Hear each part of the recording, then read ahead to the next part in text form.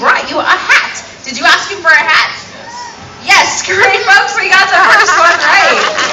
Nice job, Oscar. There's a little sneaky snack. All right, he's going to race back there and get that second item. Now, once he gets the first one right, he never, ever misses the second one. I think it's going to be another one. You asked for this? Wow, can you?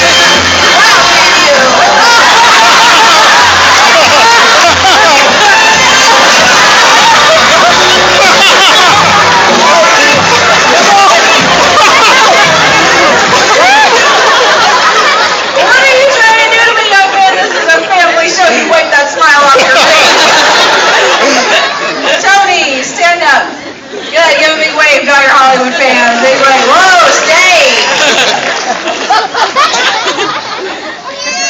Sit. Good boy, there's a treat. Just kidding. You're doing such a great job. We're going to keep you around for one more scene. Take a walk with me.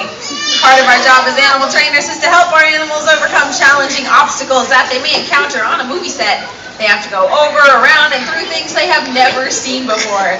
We're going to show you how we do that by having a little race. Let's bring out our competitors, Homer and Grayson.